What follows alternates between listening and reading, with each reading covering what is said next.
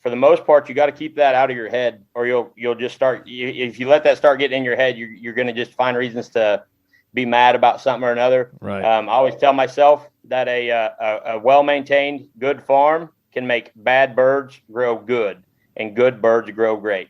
Well, I like that. There's going to be bad days in every type of farm, whether it's livestock or not, contract or owning, and you got to stay positive. Ladies and gentlemen, farmers, ranchers, and distinguished guests, thank you for listening to the Farm for Profit podcast, where we discuss the latest ideas, methods, trends, and techniques available to help your farm achieve higher levels of farm profitability. The Farm for Profit podcast is co-hosted by Tanner Winterhoff, the Iowa Bankerman, and David Whitaker, the Iowa Land Guy, where in tandem they will share their ideas and advice from industry experts. Thank you again for listening to the Farm for Profit podcast. Remember, if you aren't farming for profit, you won't be farming for long.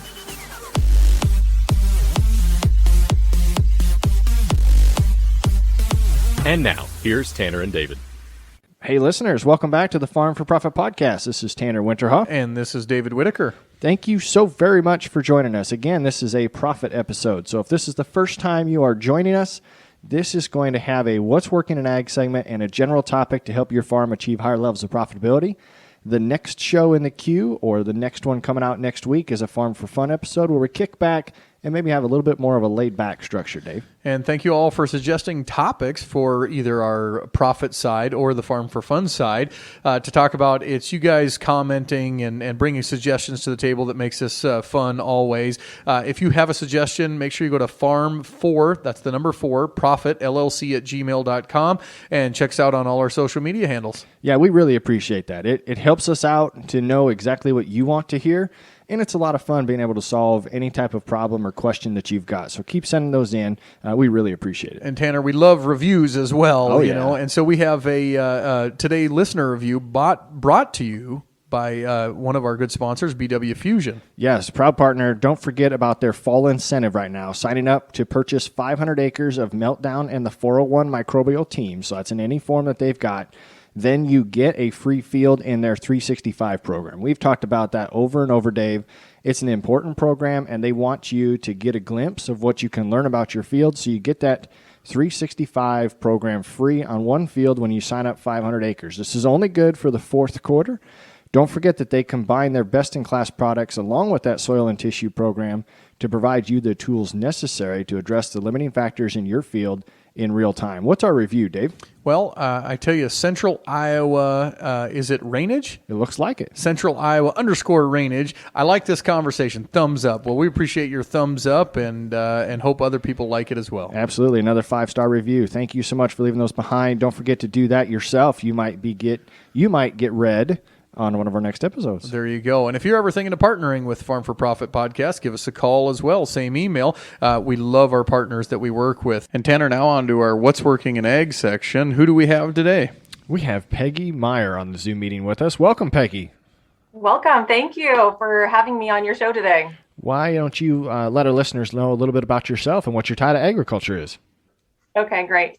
Yes, I am Peggy Meyer. I'm from Superior, Nebraska. I am a mom of 6, and I'm a farmer's wife, and I'm also a mental health provider. And so I think all of these 3 roles are pretty awesome and keeps me pretty busy. My kids are pretty active. They range right now in age from 8 to 25. And I do a lot of the books for the farm. So I keep, pay all the bills and keep track of all the invoices and also manage the house.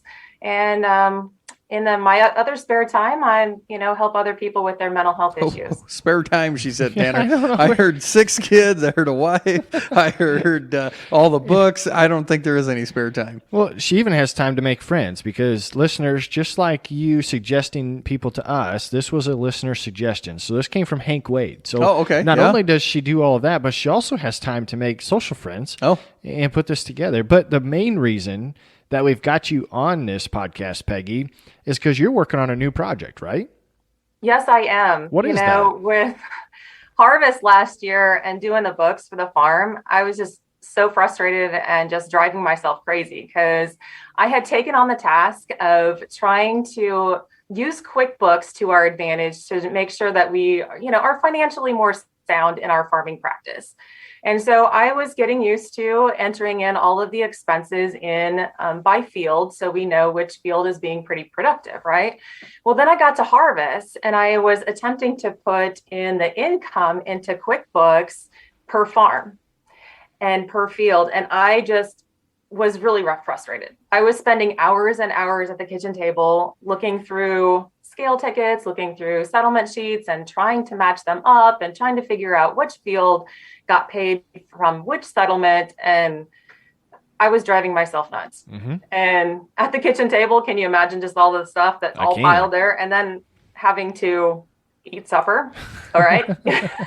All the papers go away, all stack again, and get it all back out again. That's not how that goes. It's I ordered pizza, everybody eats in the living room. Okay. That's exactly. We're not picking all those papers Can I up. come over at your house and have supper? That's the way that works. Casey's Pizza is popular for a reason. Yep. No. Yes, and we do have one of those. No. So a couple times during harvest, usually. So how did you start figuring out a solution to this problem? Well, I just figured there had been an easier way. There's got to be an easier way to match all of these documents together, because the contracts, have a contract number, and that is on the settlement sheet. The settlement sheet also has scale ticket numbers, but there wasn't a really good way. So I started searching out some different softwares that I could potentially use, and I really couldn't find one that was either easy to use or just specifically, I was just focused on harvest. I just wanted to get that taken care of, and I couldn't find one. So I started looking, and I had actually had an email come through on a guy that I had worked with on a different company saying, hey, I'm going to start this company called Sela Labs, and I'm going to start 10,000 tech companies in 10 years, and I need ideas for software. 10,000 tech companies in 10 years. Yep. That's an audacious goal. Wow. Yeah, it is. And so I'm like, okay, well, there's got to be a data software that could put all of these numbers together, right? And so I was so frustrated one morning. I just spent 3 hours, wrote a 4-page proposal, sent it in, and a week later I got a phone call with them. And that was probably back in November, December of last year. And it is now the end of August, and I have a software called Field Pocket ready to roll.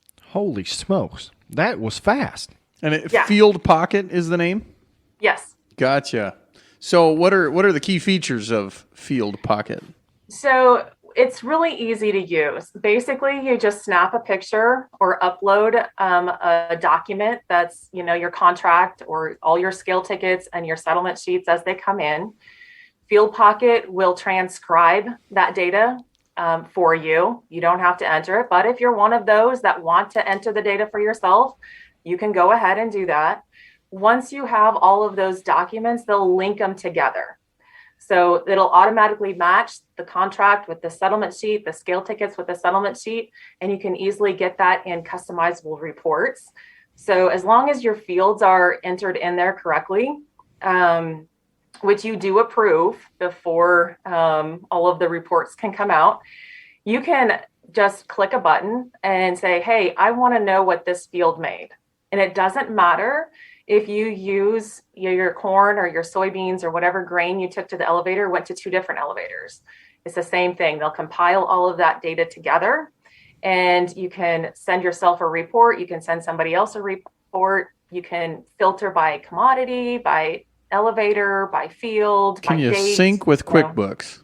And it'll eventually get to QuickBooks. We're still working on that piece, but to get to harvest at this point. But you can download a report that will make it really a lot easier for you to be able to enter that data into it. Export a CSV, Tanner. There you go. Yeah.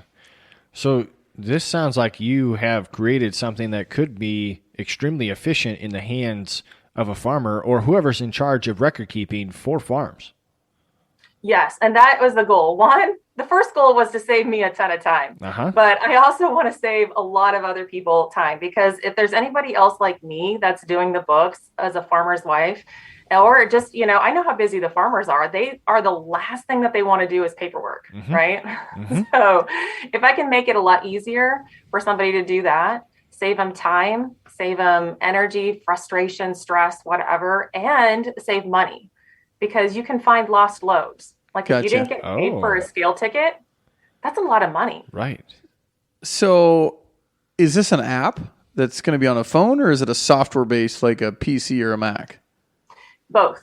Both. So okay. It originates on the desktop, and you can subscribe to that on the desktop, and then it'll have the mobile app.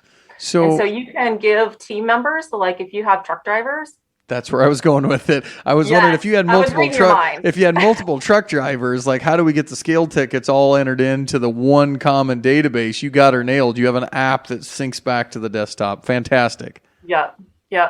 And so you can give permission to, the truck drivers. You can sign them in as a team member and only give them permission for scale tickets. So they won't be able to see your contracts and they won't be able to see the information on your settlement sheets. So Peggy, Tanner is not very tech savvy, but he is the grain drive. So if he's all in the grain, is this going to work? Can he figure it out? Or how hard is this? How user friendly is it? I'm sure you try to make it that way. Oh yeah. To me, it's really user friendly. I mean, it's really the look of it is very simple. If you know how to take a picture, if you're a truck driver, you're a grain cart, you can take a picture, you can do this. You can and upload it. It's right there in the app. It just says, you just push in, say, hey, upload this picture, take us this picture. You can do either one. And then it'll upload for you. And the person that is, doing the main work, like myself would be doing, I can just see that it's uploaded and it's processing and I can approve it. And then I can do all of the report linking that I want. So Tanner, this is one of the reasons that we have What's Working in Ag, because this has got my juices flowing. I love new technology and I love stuff that can help save us money and make it smarter, bolder, faster, quicker. Yep. This sounds like it can do everything of that. So fantastic. Glad to have you on. I want to know where to get it. I'm already trying to Google it. Can I find it anywhere around, or where can we find your product? Yeah, just go to fieldpocket.com and soon, I don't know when this podcast is going to be aired, but it's up. You can right now, there is a landing page. You can send us your email and your contact information. And once we just got notified that it's been approved in the App Store. So yay for us. Yeah, it's going to be ready to roll and purchase here in the next week or two. Very cool. So if somebody wants to reach out directly to you, is it best to go through fieldpocket.com, or do you have another piece of contact information you'd like to share? Yeah, they can email me at peggy@fieldpocket.com. Perfect. Look me up on Facebook or Instagram. This was awesome. This was fun. I didn't know what to expect, and this is exactly what the What's Working in Ag segment is for. This is brand new, can't even get it yet, and it could work for your farm. Very beneficial. Now it's time, though, to move into our main topic. And I'm kind of excited about this topic because I have a little personal experience. And Corey, you've got a little personal experience to throw in. We're not fully going to be the experts today, but a listener wrote in and asked us to do a show focused on custom livestock, because a lot of times that is one of the first items that is considered when it comes to bringing a next generation back to the farm. It's looked at as an additional form of revenue outside of regular row crop in order to do that. So that's what we're going to focus on today. We've got a great guest on the Zoom meeting today. Travis, he is part of Circle U Farms, according to his handle on TikTok, cattle and poultry farmer, who's here today to help us provide this episode with straightforward information around custom raising your livestock. Welcome, Travis. Hi. So what do you have going on your farm? Well, I'm just a cattle and poultry farmer. Just kind of like you said, I started out here a while back and so started taking over my family's commercial cow-calf operation and kind of doubled it in size and added in some feeder calves and stuff. And then I bought, just as a source for additional revenue and fertilizer, I bought one poultry farm, and then a few years later I bought another one. Where are you located? We are in Southwest Missouri. Okay, nice. All the way in the very corner. We're in Berry County. So as we record this here towards the middle of September, what do you got going on down there? Have you started harvest yet? Well, the guys, it looks like everybody's kind of chomping at the bit, but I haven't seen anybody start harvest yet. We're still finishing up some, just silage and stuff is still kind of getting finished up. Hay season starting to wind down. No, I haven't seen anybody jumping in any corn yet. Gotcha. Corey, anybody around us you see taking off? Yeah, we've had some beans come off, some early group beans, and then a little bit of corn, not much. I checked some 109-day maturity corn last weekend. It was just starting to black layer, so silage, that kind of stuff, it's been starting. Yeah. So listeners, as we prepare for harvest ourselves, we record these just a little bit ahead of time. So to give you a little timestamp, like I said, we're right here in the middle of September. But back to the topic. So we're talking about contract growing livestock or custom raising livestock. So by definition, production contracts specify the services that are provided by the farmer or contractor in this case for what they're going to do and what they're going to produce. The contract's going to cover the services provided, the way the farmer is going to be compensated, and the specific contractor responsibilities put in by the integrator. So the integrator, Corey, is the people who own the livestock, right? That's what I would consider, yeah. So, for example, the farmer's going to put the labor together, the housing together, the equipment, whether that is other contractors that you have to line up, and the integrator will provide you with the feed, the vet connection, and livestock transportation. Would you say that's right, Travis? Yeah, that's correct. Pretty much anything that goes in the pig besides water, maybe? That would be probably Right? pretty accurate. Yeah. That's kind of what I consider it. So and I'm helping with this episode as a host, but then also because I contract finish hogs. Yep. Tanner, your family contract, you're contract finishing hogs and have some experience owning hogs. Correct. And your in-laws contract finish cattle. That's correct, and have a little experience owning cattle. And then we brought Travis on, obviously, with the cattle connection and the poultry side. So I'm really curious about the poultry side because I don't have any experience. So when I get into those questions, I'm going to be probably just as intrigued as our listeners when we get to those topics. Yeah, about the furthest I know about poultry production is I want some of their manure on my ground. Okay, so let's think about this. Travis, when we're getting ready to get started, what was necessary for you to get into that first contract poultry situation? You said you had to go buy a site, right? Yeah, I bought an existing farm. Okay, so when you bought that farm, what came on that farm? Right. So I got that my first farm is just like 7 acres, I think. And it's both of my poultry farms are fairly small, but they operate the same as all of the other farms. My first one was the smallest one. It's two 40-foot wide by 400-foot long houses that hold the chickens, and then a well house and a compost shed. And that's about it as far as, had all the equipment in it, everything. It was already a turnkey operation whenever I bought it. Okay. So, Corey, when you guys bought your site, what came with the site that you bought? So ours was a kind of unique in the sense of it came with a little bit of farm ground, came with an actual house, like a livable house for humans. Right. And then 3 hog barns that we call them 1,350 head barns. They're natural ventilated and tunnel ventilated, slatted with the manure underneath. Let's see, I'm trying to think they were 17, 18 years old at the time. Okay. So they were existing. That was my ticket back to the farm. So we don't always have to build brand new. We can find existing sites in our neighborhood if the opportunity presents to get into contract feeding livestock. Yep. They were 15 years old at the time, now that I do math in my head. Wow, that's quick math. I'm impressed. The banker's impressed. I guessed earlier. So the first step is having a facility. We got to have a location. So Travis mentioned he got 7 acres or a small parcel that came around his barns, but you got to have buildings and you got to have some necessary. He mentioned a compost shed and a well shed. You got to be able to get water and shelter to the livestock. Yeah, and now that you said that, I'm going to say, the benefit of buying an existing site, because usually when you're talking livestock, right, the DNR gets involved if you're a what do they call it? CAFO? Yeah, but CAFO. CAFO, what is that? A centralized animal feeding operation. There you go. I think, and it's based on a certain amount of animal units. But anyway, if you're feeding a large amount of animals in one space, concentrated animal feeding operation, okay. CAFO. There we go. If you reach a certain level of animal units, you have to have a manure management plan, and that site has to be approved by the DNR. It can't be in floodplains and things of that nature, because obviously we don't want to send manure. And if you have livestock, you have dead stock.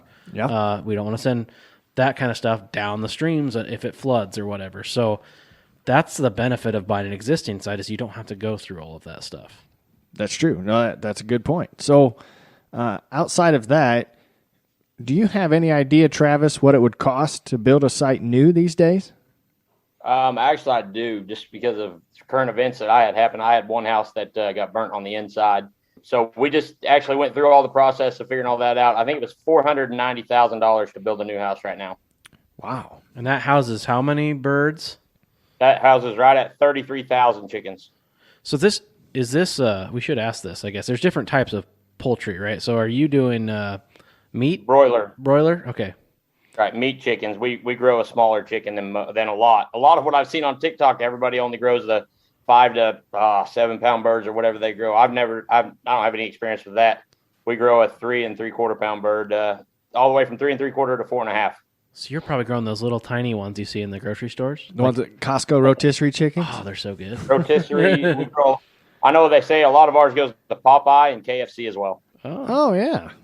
No, that's pretty cool. That's a good point, because when we think of a pig... Killed us last year whenever COVID hit and nobody was going out to eat. Ah, yeah, I could see that. What is yard bird? But that's a good point when you talk about an animal unit or a pig space, because that's something that's going to come up in your manure management plan. So would you say then, Travis, that it'll vary on the condition of the site that you're buying, whether it compares in cost or is cost savings over building a new one when things get put together? I haven't ever seen where a new farm would pay very well. Okay. Building new. And I think, Corey, you'd echo on the same thing. I've looked at a couple of customers that have inquired about the cost to build a new hog confinement, and it just seems like prices have gone up so high to where the early return is very minimal. Yeah, I mean, so I can speak to my experience. When we bought our site, we were doing our research on what it would cost to build a new one. And at that time, it costed about $300 per pig space. And so when we talk about pig spaces, we're wean to finish. So you could also do feeder to finish. So wean is 12 pounds to 300. Feeder is 50 pounds to 300. So you got a little bit different units cost-wise there. But we ended up buying our site for like $125 per unit per pig space. But then we also had to upgrade it to about $165. That's how much money we had to put in. So that's how we thought of things. Now, I've heard, Tanner, I don't know, maybe you can correct me on the banking side because I haven't priced one lately, but it's like upwards of $350. Correct. That's what we've been hearing is that $350, and it all depends upon what land you're going to put on it, or going to put it on. Yeah. So if you have to do additional well costs, or you have to come up and get power, the appropriate power to the site, all that can affect. And on the backside of that, it's what are they paying? Right, True. It hasn't changed that much. The new sites have gone up a little bit, and I'm sure we'll talk about that a little bit. Yeah. But I've heard it's gone from like 9 or 10 years to pay off a new site to 15 years now. Yeah, and I find the interesting thing now, when we roll into a little bit about fat cattle, is the facilities for poultry are pretty much technology regulated. So if you're going to feed for somebody, they've got a certain amount of technology that you want in this barn. Same thing with the hog barn. Everybody wants their gate packages set up the right way. The feeder's a certain feeder, and put everything in a very standard way. You get into fat cattle or growing calves, and you find everything from open lots to hoop barns to monoslopes that are deep bedded to monoslopes that have a liquid pit beneath them. What? You know anything about that, Travis? Why hasn't the beef industry kind of come down to a unified decision on what type of facility to use to finish fat cattle out? Man, I don't know. It's a lot different game. Down here, nobody has any of those. Nobody finishes cattle in barns here. I mean, almost everybody's just in pens. I've seen feedlots here built on the hillside, just the way it works. But there's nothing here raised in barns. So maybe it's resources then, and a little bit weather. I would argue maybe, and I have no experience in the feeding out cattle industry besides doing some FFA cattle, but I think cattle's kind of the last frontier of being vertically integrated. Yes, there is custom finishing cattle, but not like, if you're in poultry, you're pretty much, I'm pretty sure, in contract finishing. Yep. If you're in hogs, you're pretty much in contract finishing, because if you don't, you have no leverage when you go to market. Right? You're just a small, tiny little minnow in a huge ocean. Yeah, we've got a location here in north central Iowa on the poultry side that is a co-op. So it's a cooperative setup, and everybody owns their own birds, but ultimately it's all marketed together through that co-op. and they focus on the breast meat. So it is very rare. That's not a like you were saying, a very popular option. What are your in-laws' facilities like for finishing cattle? Yep. So they've got that's kind of where my basis of information come from. Is there's some outside lots, and then they've got 4 hoop buildings and 1 deep pitted monoslope where it's slatted to manure. So not deep bedded, a deep pit. So they've got 3 different setups, and the rate of gain is significantly different as you go from A, B to C. So the outside lot, open outside lot is the lowest, slowest. Hoops are a little bit better, but then the efficiency, basically every calf finishes in that monoslope because the efficiency at the late age of that calf is light years better. And I think each has its place, right? You just have different severities of what's your cost of entry. Correct. And your cost of labor to finish those. I'm sure the outside lots probably pretty minimal. Yep. So Travis, the way you finish cattle in Missouri down in your operation, are you do you have like concrete apron? Do you have bunks? What's your site look like? So like my feedlot side is bunks. I like the smallest feedlot. You guys wouldn't even consider it a feedlot probably. Down here, we don't finish hardly anything. I take anything. I might only go to 800 pounds. Okay. And then I'll let somebody else do. Well, because we're just not close enough to corn. It's got to go somewhere, or enough commodities. Right. It's got to go up north. I feel like, to me, it makes more sense to send it up there where they don't have all the freight and all the expense in getting the feed there. So yeah, I've got my feedlot with bunks. We can hold about 100 and. I've had as many as 230 calves in there, I think, 235 weight calves. And then background is my favorite thing to do, probably just turning them out on some pasture and bringing them in to feed every day. So, yeah, you're talking a whole different cost of setup, of being able to run them out on pasture and have the open lots versus having a 10-foot deep, fully concreted, slatted steel building over a pit. So, yeah, you're right. You'd have to really do a good cost analysis based on the return. So I'm completely naive here. I've heard people talk about backgrounding cattle a bunch. My thought is you're bringing a bunch of different cattle from different places together, and then you kind of make them one group. How does that work? Is that what it is? Yeah, that's correct. So sometimes I buy some of my own calves. I don't have a lot of time, as much as I'd like to go sit in barns and buy calves. But I've got guys that'll buy calves sometimes for me. I'm not trying to talk like I'm some big operator on this kind of deal. I'm really not.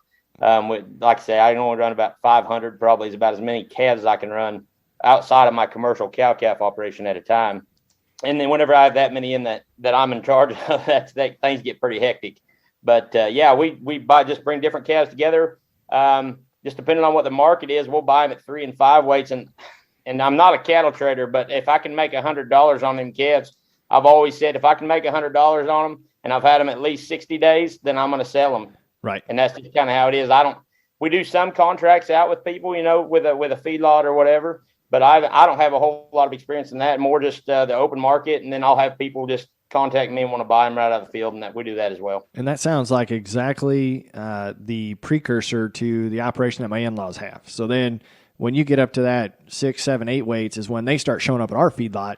And then we pour the coals to them with earlage, rilage, throw some cracked corn. Just like you said, you got the ethanol plant down the road. You can get DDGs, and you got corn right out your back door. So Right. But I think Travis hit on something that we should talk about next. So not only do you have to provide facilities when you get into contract finishing, but you're also going to have to provide the labor in most cases. Like you said, when you get that many calves on hand, it gets pretty hectic. But that's another one. Whether you yourself are going to do the work, or you're going to bring a hired hand on, or you're going to, some combination of the both, right, Corey? Yeah, you have to be a good herdsman. Still, I mean, treat them as your own, because if you're not, you will lose that contract. Let me tell you, there is certain things written in that contract. It's always written for the people that own the livestock, because they're the ones that write it, that if you're not doing your job, they walk in there and the pigs or the cattle or the chickens don't have water, I mean, you're out. Right. That's a good point. And Travis, so what are the hours like for you when you're dealing with that contract livestock? Is it a regular 8 to 5, or you got different structure than that? It is kind of like an 8 to 5 for me. A lot of days, I've got 2 little boys at home and a family that mean more to me than anything in agriculture. So I do make a point to try to be home by 5 or 6 o'clock. Now, I'm not going to tell you. There's nights I work all night, and something goes wrong or whatever has to happen. I've got about 3 guys that work for me pretty full time, and I've got 3 or 4 of my buddies that come in, and they'll help me run 200-300 calves through the corral if I need them to. They're happy to do that for a lot of times for a case of beer. And they just happy to be there and happy to help a friend out and have a good time doing it. But like I said, I've got about 2 to 3 guys that work for me. 2 of them are really closer to full time than the other one's just kind of part time. And I'm not afraid to pick the phone up and call. As far as the chicken houses go, I'm not afraid to pick the phone up and call. We've got 3 local poultry supply companies, and they'll come in and do things whenever we need them to. I've got 1 contract crew, I've kind of got 2 contract crews that come in whenever I have anything major to do. If we're going to upgrade something or update something, they do a lot of that for me. Anytime I go into buying something, I want to make sure that it's going to pay enough that I can pay somebody else to do a lot of the work. Well, I think that makes a lot of sense. So that with that, when you have birds coming in and birds going out, is that also your responsibility, or does someone else take care of the loading in and loading out? So they take care of the unloading the chicks, but it's my responsibility there. I mean, it's my responsibility to have me there. I personally want to be there when birds go in and go out, not somebody that works for me, because those are the 2 most important times of the whole flock. But they come in and pick them up. They have a catch crew that comes in and picks the chickens up, as well as drops them off. But I need to be there to make sure water lines are set the right height. Chick size varies when they're first born, so you really want to be exact on that. And just lots of little details. Whenever they're going out, you want to be there so that if the catch crew runs through the wall with a forklift, that you can tell the integrator, hey, this happened. I need compensated for this. Because that catch crew certainly won't tell anybody about it. What is this? So you say a catch crew. Is that like a loading crew? Are they the ones loading them? They're contracted through the integrator. Okay. And there's about, 10 guys that, they have a rough life. It's not a fun job. It is hot. It is nasty. It is catching little chickens that can scratch the crap out of you. So are they catching them by hand? Yep, all by hand. Holy smokes! They used to have machines, but I guess the mortality, I'm not sure. I wasn't around for that. From what I heard, the mortality got a little bit too high, and it just wasn't feasible anymore. That's interesting because we have no experience with that. I was envisioning like this conveyor belt, like shooting chickens onto a truck. I kind of envisioned like a big pool noodle that just started at one end. Cannon? Oh, that'd be nice. Like a big pool noodle just started at one end of the barn and you just kind of pulled it all the way down. And I need a pig catch crew.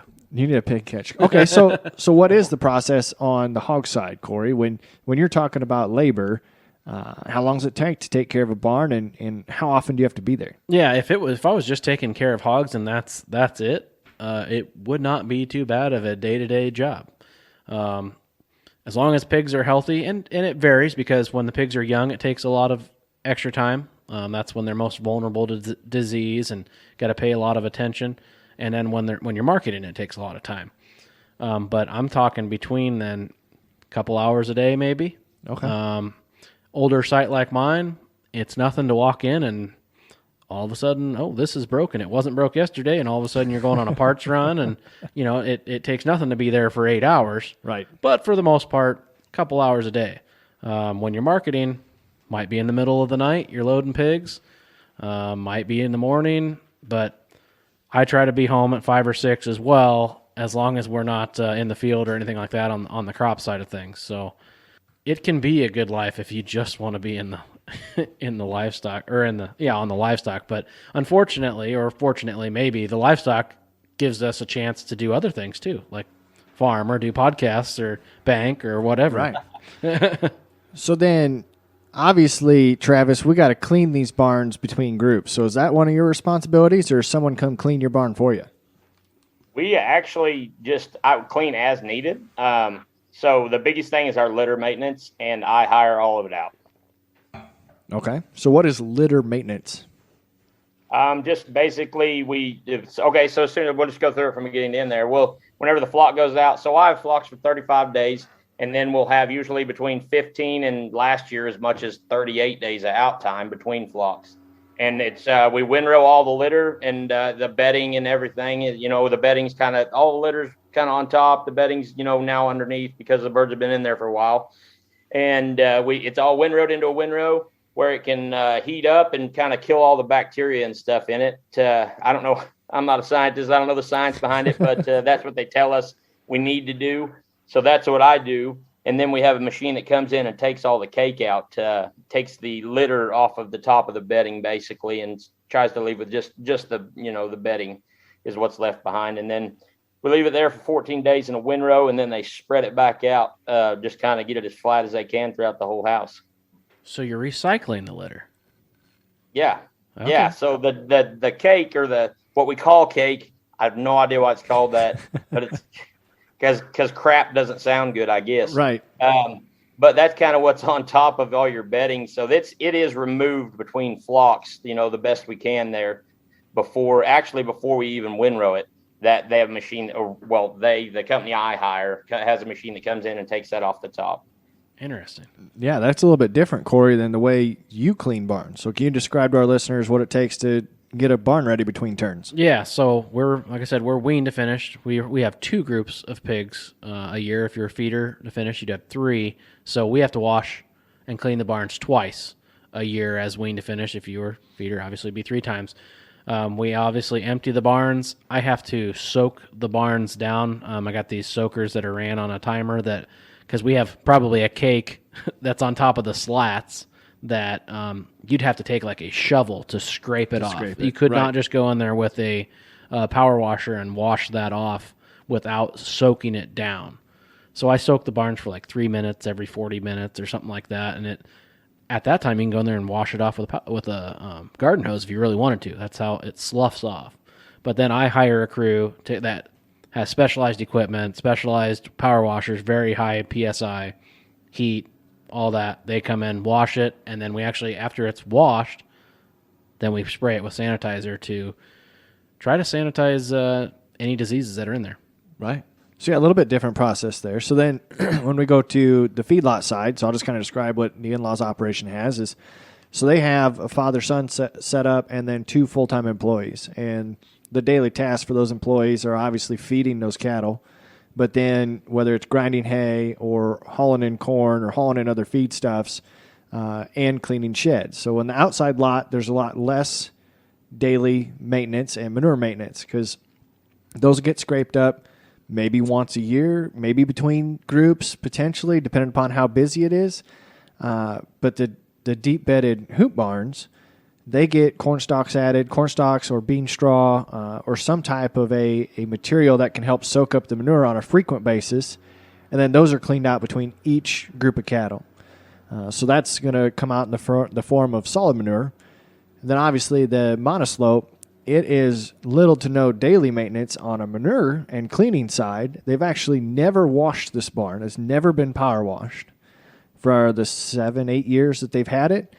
However, with that the deep pit underneath of it, that has the capacity for about 8 months. So it gets pumped spring and fall. So as far as that goes, that's what we're looking at in those 3 types of lots. Now, your lots in Missouri, Travis, do you clean those out very often? How often do you try to get manure out of there? Yeah, it just depends on, of course, how many calves we've got coming in, going out. I don't like to raise calves in the middle of winter in the feedlot, and I don't like them in the middle of the dead summer.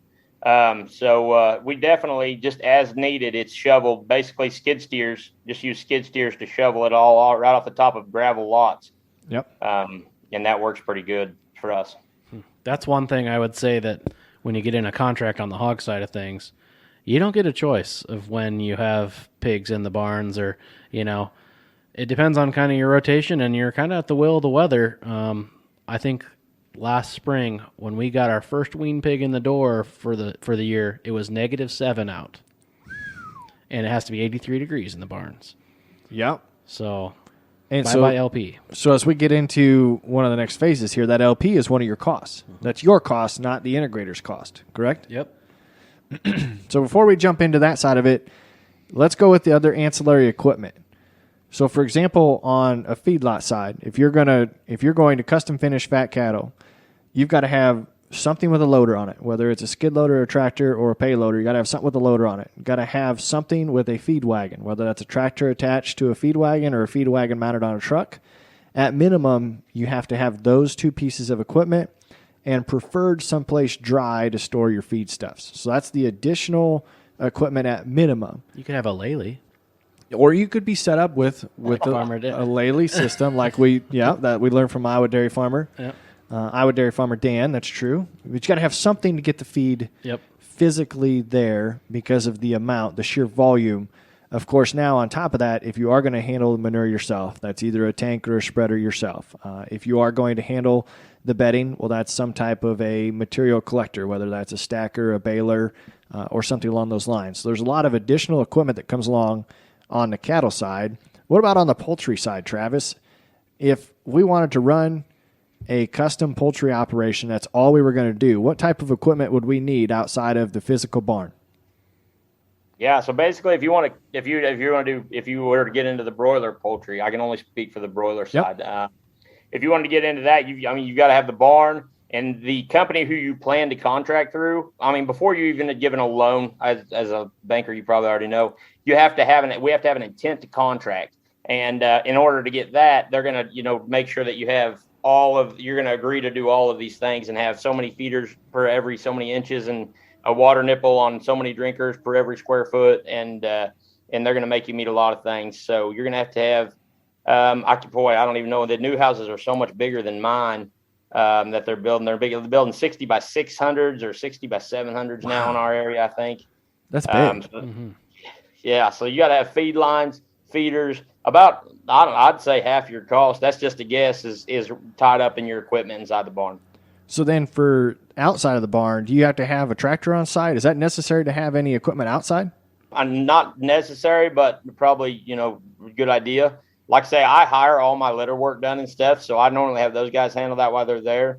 Both my poultry farms are pretty close to the beef farm, so I do run into problems with having tractors that will fit in areas. I don't unless it's a skid steer. It's hard for me to get any of my tractors in and out of any of that because they're too big. Oh, that makes sense. Mm-hmm. So what about on your site, Corey? Anything outside the barns that you need? A very much want would probably be a skid loader. I mean, just to handle any dead stock. We have it to help move the chute around, but probably wouldn't be a necessity. You could get by with an older tractor, but just be aware that you're going to be out when it's -7. Yep. Doing that stuff. Something with a cab would be nice. I hadn't put a lot of consideration to this because both my family and my in-laws also have a row crop operation. So we've got tractors, loaders, equipment that are around. But to think back to the basics of that, really you need something to handle the dead stock, as you phrased it when we first started this. So whether your integrator is going to provide you with a dumpster or a method or a compost pile or whatever you're looking at, getting it transported from A to B is probably the most necessary piece of equipment. And then the other one I didn't even think about until really drilling down for today is you're probably going to have to mow and maintain these sites. So a lawnmower or batwing or something that can maintain the square footage of yard or whatever is directly around that building is probably necessary. Yeah, and that's pretty key because tall grass harbors rodents and things you don't want that can harbor disease. So it's good to keep a clean yard around the site to keep that to a minimum. Okay, so now our listeners have been waiting for the part that I think they're probably going to care about the most is how do we get paid when we are doing contract growing? So we'll start again with you, Travis. So on the contract side for your poultry operation, how are your we're not asking for what you get paid, but how your contract is structured. Is it on a bird by bird basis? Is it on a calendar? How does that work? Right. So we get paid by the pound of birds that we that sell. Well, I say sell, but we're not really selling. We never owned them, but right. So we get paid by the pound. Yeah, we get paid. So we are actually on a competitive pay scale. You're competing against everybody who got birds the same week you did. Oh, really? Yeah. So which is I don't know. I don't know how I feel about that a lot of times. It's I understand the reasoning for it. They need you to have a reason to do good. Besides just having the basic animal husbandry in your blood, and wanting to take good care of animals. They want you to do great, not just do good. Yep. So we get paid on a we compete on a feed conversion basis. It's actually a pretty big algorithm what they do that we compete on. But it's our gain per day and our feed conversion and our livability and our condemned pounds, the age of our birds. They combine all that information, and they kind of figure out who did the best. And so you're going to get paid a little bit more per pound than the whoever is obviously in last place is going to get paid the least amount. Oh, gotcha. So is there any type of a guarantee in your contract? Like, you're going to at least make this much per group? There is zero guarantee. Interesting. So you're only guaranteed a price per pound, and then maybe some other factors of feed conversion and that kind of stuff. Right. What's a good rate of gain for a chicken, for a broiler? I'm looking at my last flock. I do have my paperwork here with me. I'm in my actually, I'm upstairs in my dining room, but I brought it out of my office. It's a 0.1137 pounds per day. 0.1137. So about a tenth of a pound. It's worth noting, this is a little lower than some flocks that I've had, but this flock we placed first place. Nice. Interesting. Of course, I didn't grab the last place flock to talk about. Well, so that's a lot different than the contract structure that you've got, right, Corey? absolutely. Yeah. So I would say we're not compensated on pounds at all. It is basically they're renting the space from us. They figure how many pigs they can put in our square footage of the barns, and then that's what we get paid on. So, which to me has always been nice because you're not in control of the pigs they're bringing in. I've gotten some groups before that are absolute crap. I mean, they're crap coming in the door. So that would really make me mad if we're not sending as many pigs to market and I had no control of where they came from. Right. Right. If you were only based, like Travis, on so how many what pounds. happens? Do you guys have that issue? Would you guys have where you're sourcing chickens from, or is it a lot more stable? Absolutely. So all of our chickens come from the integrator. I talked to my integrator. They said I'm allowed to talk about them. I grow for George's, which is the 9th largest poultry producer in the United States. They have their own hatchery. They have their own laying farms that bring the birds from there, or the eggs from those farms, to their hatchery. They're hatched there. I mean, there are a little bit of variations in genetics as compared to what went into the different laying farms, but for the most part, you got to keep that out of your head. Or you'll just start. If you let that start getting in your head, you're going to just find reasons to be mad about something or another. Right. I always tell myself that a well-maintained, good farm can make bad birds grow good, and good birds grow great. Well, I like that, and that's a very positive spin. I mean, that goes to be said a lot. Is there's going to be bad days in every type of farm, whether it's livestock or not, contract or owning. And you got to stay positive. That's a good little insert in the middle of this. But interesting to know that yours is based on rate of gain. Corey's is pretty much a sat flat rate on a rent per space. And then, correct me if it's different where you're at, Travis, but cattle's kind of a combination of the both. At least the way that it's set up on our feedlot is you get a yardage fee, and you get based upon what feedstuffs you're providing versus the owner of the livestock is providing, plus the space that they're in. So it's a different fee for that outside lot versus the hoop barn versus the monoslope at the in-laws feedlot. But then there's also a bonus based on daily rate of gain and feed conversion for them at the end of their contract. So it's it's kind of a mixture of the two when I'm hearing this, that not only do they get paid for their space, but there's also an incentive to take really good care of the animals. Nice. I just want to throw in there that I topped our rate of gain the last time too. Well, I should have asked the in-laws. Now I feel like I'm left out. 1.88 per day, I think. Nice. Yeah.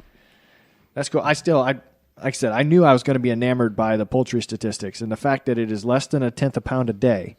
But then you realize how small those chicks are when they came, when they originally showed up. So you said they're hatched, not at your place, but then do they bring them a day or two later? Just a few hours after they hatch.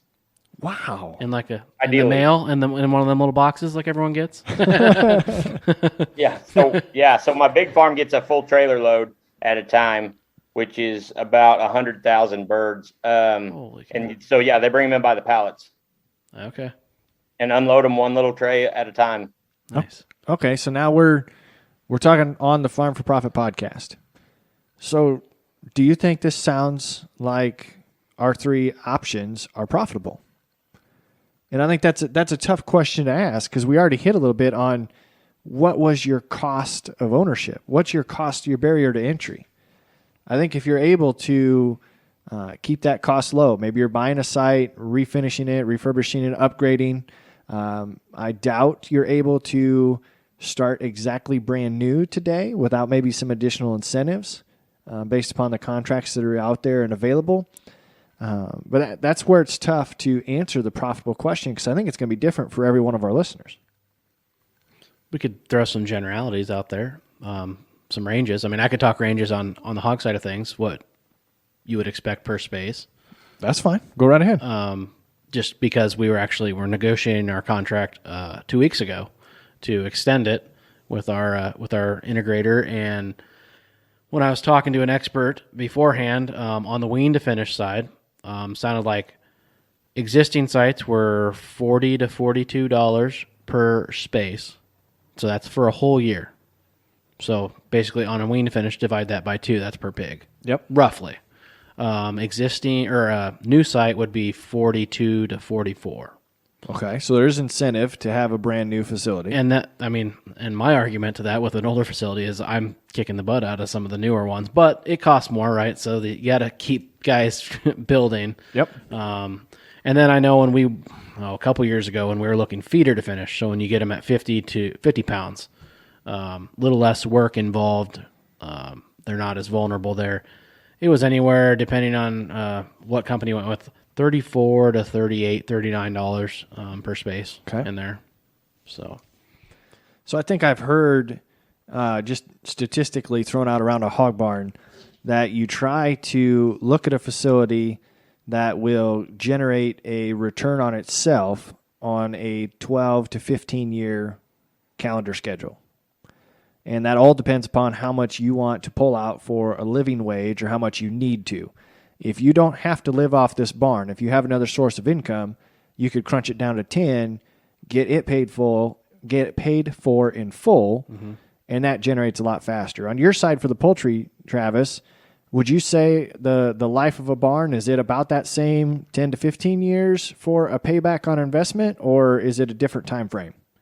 Yeah, so the only way that they'll structure loans on these the used poultry barns, I don't know about new because I've never tried to borrow that.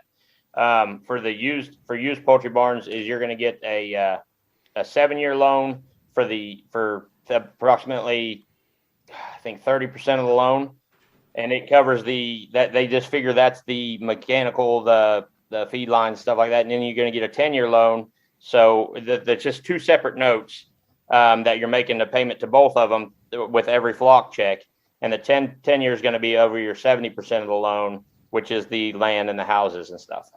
Okay. I think that makes a lot of sense. And then I did pick my in-laws' brain, and they tried to take that new monoslope and put it on a 7-year payback, not taking any of the income out of it. So that was fully investing the entire returns from that barn, and the way they phrased it was tried to. So I don't know necessarily if we're looking at 7 or 10 on that side of things, but it sounds like it's pretty close to a similar return on that initial investment. And then, of course, you get to years 10, 12, 15, 16. That's when the real profitability probably kicks in because you don't have a payment anymore. that's when you have to go in and redo everything. That's true. Get another note to remodel. Update the technology. No. So when we bought ours, it was a 15-year-old site, and we did it on a 10-year note with expectations of paying it off in 7 years. Well, that was 2013 when we bought it. Times were pretty good at the time. Just came out of 2012, which was a drought, but we actually had decent crops with good prices. But then things came back, and so we actually are taking the full 10 years to pay it off. Mm-hmm. So 2023 will be paid off there. But yeah, staring us right down is a gate package that we need to do. Probably update some other things. I mean, several $100,000 of work that'll extend it out a little bit. But yes, you can get some decent cash flow there once it's paid off. Perfect. And I could go further into all that on the poultry side. About the updates, that's kind of like the getting paid and being mad about, you didn't get the good birds this flock or whatever. Kind of the same way, people feel like that the poultry industry wants to keep them in debt the entire time that they own the farm. with requiring updates and what have you. I've found that it's very usable to use grants through the USDA to. Oh yeah, the government is happy to help you out and help you update things. They want you to see you become more energy efficient, of course. And so in doing that, a lot of times you're staying updated to where they want you to be, where your integrator wants you to be. that's a good So point. I've taken big advantage of that on both of my farms, and we just finished about $160,000 worth of work at one of my farms, and it didn't cost me a dime. Wow. So what was the main thing there that you guys updated? Do what now? What was the main thing that you guys updated? We did probably the biggest expense was the spray foam. Spray foam insulating the entire houses. We're premium tunnel ventilation houses, so we don't have any curtain sides or anything like that. So this particular farm that we just upgraded it was built in '89, so it was conventional when it was built, and then it was years before I bought it. It was all boarded up, but with just foam board insulation on the outside of the plywood where the old curtains used to be. And so we just came in and had a company come in and spray foam the entire insides of the houses, and that was all covered by that grant. Huh. That's handy. So what's the temperature? Obviously that's keeping heat in. That's what you're wanting to do, like when the birds are small, right? What temperature do you guys run when you bring the birds in? 90 degrees. 90. Wow. Yeah, you were complaining about your 80, so shut Well, your mouth. he's southern Missouri. I mean, we're up here in the Arctic, it seems like. That's pretty funny. Well, same as what you talked about earlier, LP is one of our very biggest expenses. It's hard to make money in the winter. Yeah. I mean, we could talk about that on the input side. We've looked into doing solar before. I know a lot of newer sites will do solar, and there's grants as well there. Our particular energy company that we use does not net meter. So Okay. they do not give you a bank on the months that you're, say, summer months, you're not using or you're producing a lot of energy from the sun. Right. But maybe you produce more than you use. They won't give you that benefit back on the other side. So it really Hamstrings it's you. hard to get it paid off. It was like an 8 or 10 year payback, and we're like, well, I mean, these barns are old enough now. I mean, are we even going to own them in that amount of time, or still have hogs in them? I don't know. No, that is an interesting consideration. So I've been trying to keep notes, and I had jotted some things down ahead of time. Let's kind of run through some advantages and disadvantages of the contract growing setup before we get ready to wrap this up, talking a little bit about why or what our listeners should look out for. So some of the advantages you guys cue in on if any of these stick out one way or the other. So the advantage to custom finishing is you have some reduced management responsibilities. And I don't want to discredit what both Travis and Corey have said. There's still a lot of management that goes into day-to-day of the animal husbandry and being a good herdsman, but you aren't booking the feed, booking the cost of all of the ingredients for the feed stuff, hedging, looking at the cost to get the bird, make the pig, Genetics. do the genetic choices, or on the sales side of contract, you're not having to do any of those management items, right, Travis? That's correct. So there's less risk and less risk of loss of income to the grower, the contract grower themselves. However, that does limit your upside potential. At least on Travis's contracts, if the birds do well, he gets paid well. But there's very little upside potential for you, right, Corey? I mean, I've been in some contracts that have bonuses, I guess you would say, if you market well or all that. But for the most part, it's negligible when we're talking just the contract by itself. Yep. So it's relatively fixed income. There's less operating capital that's necessary because if you think about that, you would probably have to carry an operating note or have cash on hand to own all of these birds, to own all of the hogs, to own all of the cattle. So you don't have to come up with that side. You do have the opportunity to work in livestock. If you have a love of animals, that's a way to get into this without having to own them. On the operating capital side, when we filled our barns, that's when PEDV was going around. So what is PEDV for our listeners? Porcine... It's a virus. Epidemic virus. Yep. Basically severe diarrhea and dehydration when it's at the sow and farrowing stage, basically 100% death loss. Mm-hmm. Once you get them a couple weeks old, it's not as bad. But anyway, that was going around, really affecting the pig market. I think wean pigs were over $100 per wean pig. Couldn't find them. And we were double stocking at the time. So we had $1 million worth of pigs at our site that you didn't have to pay for. that we didn't have to pay for. I mean, and also have the risk in.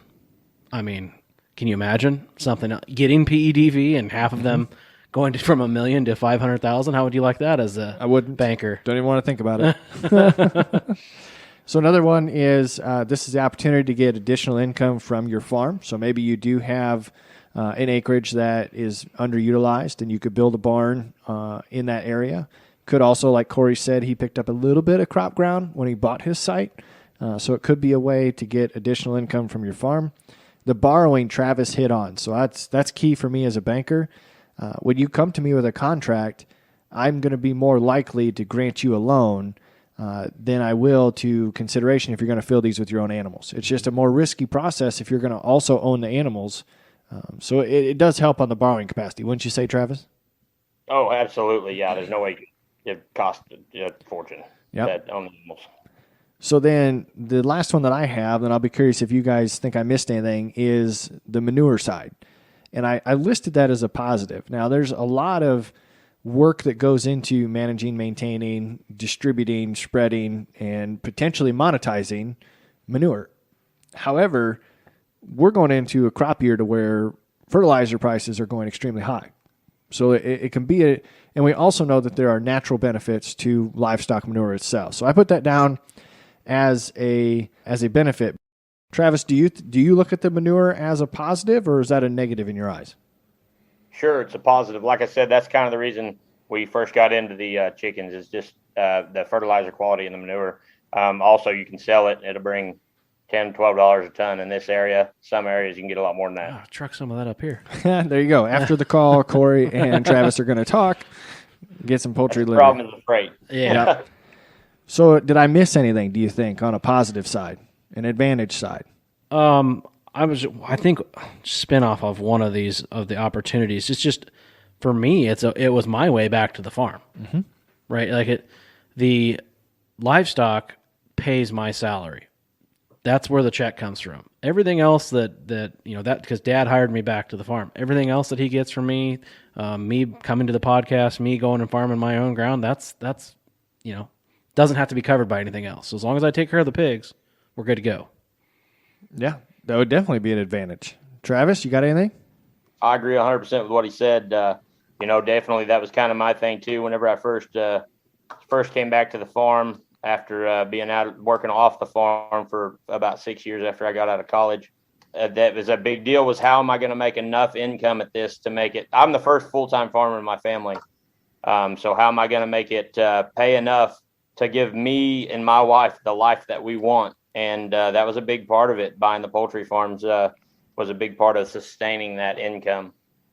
That's a good point. All right, so now let's roll into some disadvantages that I jotted down, and I actually didn't have nearly as many. So maybe that's a sign. Maybe I'm biased. But the first ones I came up to is that limited opportunity for growth. So limited upside potential. However, and then it comes down to, like you were kind of mentioning, the building packages that are dictated by the integrators. So maybe once you get the barns to a financially stable or paid for position, you have to throw more costs. So maybe it limits your growth opportunity a little bit. It's a high fixed investment. That's obviously why the integrators want us to do this, is they don't have to own every site, every barn. Someone else has to put forth the capital and invest in that site. Pressure to keep up with the technology changes like I talked about. You might end up with higher production costs. Corey alluded to that with the high LP bills if it's not built into your contract. So you could have a fixed income, in Corey's case, with input costs that are variable. And then the last one that I have is, you just might have less flexibility. If it comes time to load hogs out, you got to be there to load hogs out.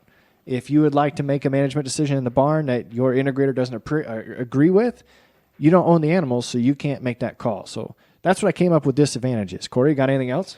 So take this with a grain of salt, knowing that I am a contract grower. But on a large economic and worldly view, I think it gives us less freedom. It doesn't give us as much free market, and it invites vertical integration and price fixing and stuff that you see like in the Packers and things of that nature. Yeah. It just invites that kind of thing. So that's my issues with it. But like I said, I see the benefit enough to do it myself. Oh, I get that. Travis, you got anything to add on the disadvantages side? I agree with both of you guys. Just read an article this morning, actually, in the news about there was some lawsuit against all the major poultry producers for, like Corey was talking about, controlling the market.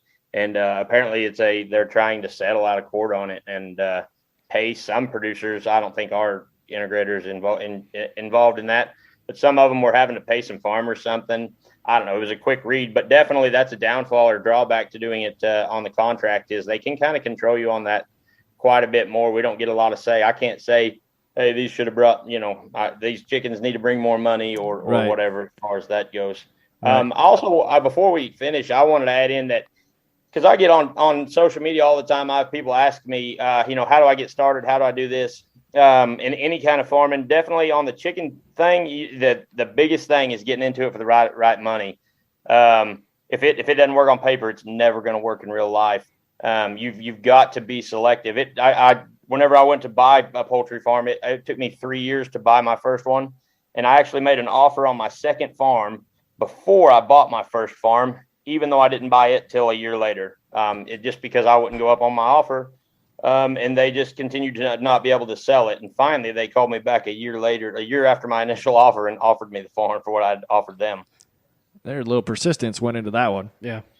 Yeah. One other Yeah, negative that I thought about is the public perception of livestock is, and that could be a whole nother episode, just the way our world is going that way. And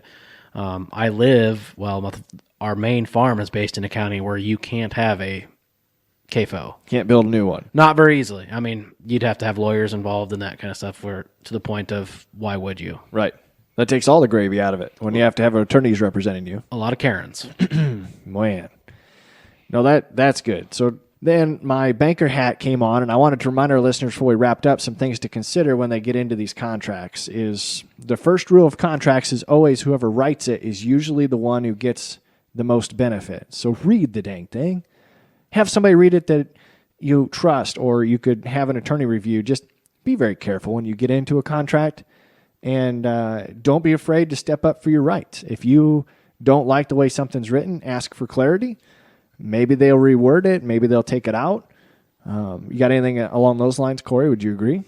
We've done a few things here and there. Yeah, just make sure you're both on the same page. You write it in the contract, both initial by it and sign it, and both have a copy of it. Yep. And then the last thing I've got is once you get into the contract and get doing this, Travis, maybe you would agree, is you got to keep good records. Because if you've got a complicated formula like you described, and you're at the word for the way they do their math, you don't have any way to prove that they did it wrong, right? Sure. Definitely counts. Keep your feed tickets. And that goes in all business, all aspects of business.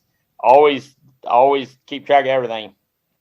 Corey, do you think you can come up with a challenge in the next couple of minutes? I'll hit a high-level summary, but Travis, we ask all of our guests, what do the most successful farmers that you know all have in common? So be thinking about that answer here while I try to really high-level hit what we talked about. So custom feeding livestock, we talked about the facilities necessary, the amount of labor that's required, any additional equipment that you might need, and then what the contracts look like, how you're going to get paid.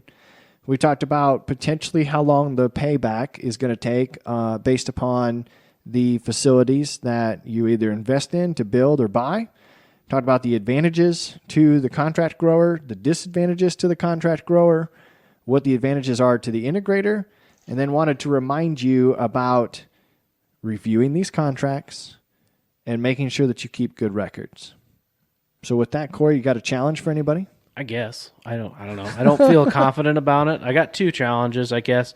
My first one is if you have a son or daughter that's looking to come back to the farm and you don't know how that's going to work, look into this. Look into contract growing. It might be a very easy way. I mean, and a lot of times it's so less stressful when you know that something's going to be paying for their way and it's not just going to be coming out of the bottom line, which might not be much there anyway.